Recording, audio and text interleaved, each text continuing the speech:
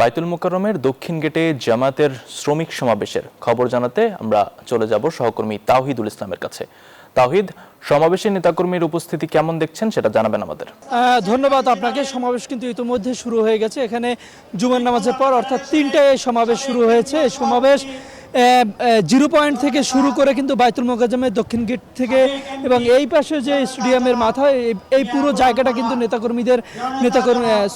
জামাতের যে অঙ্গ সংগঠন শ্রমিক ফেডারেশনের নেতাকর্মী দিয়ে কিন্তু এখানে পুরো ভরে গেছে। এখানে পরিবহন শ্রমিক খাত থেকে শুরু করে প্রবাসী শ্রমিক, নানান স্তরের কিন্তু শ্রমিকরা কিন্তু এখানে এসেছেন। শুধু এখানে জামায়াতের অন্য কোনো নেতাকর্মী নেই, শুধু শ্রমিকরা এসেছেন। তারা সকলে কিন্তু দাবি জানিয়েছেন শ্রমিকদের কর্মক্ষেত্র নিরাপত্তা, নারীদের মাতৃত্বকালীন ছুটি, ভাতা সহ ছুটি, এবং তারা যদি কর্মক্ষেত্রে কেউ মারা যায় সেক্ষেত্রে তাদের আর্থিক সুরক্ষা অর্থাৎ আর্থিক নিরাপত্তার কথা কিন্তু বলেছেন। এখানে প্রধান অতিথির বক্তব্য রাখবেন জামায়াতের আমির ও বিরোধী দলীয় নেতা ডাক্তার শফিকুর রহমান।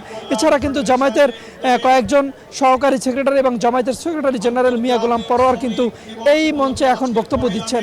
তো এই ছিল দক্ষিণ গেট, বায়তুল মোকাররমের দক্ষিণ গেট থেকে আমার কাছে থাকা সর্বশেষ তথ্য। তাওহিদ, ধন্যবাদ আপনাকে।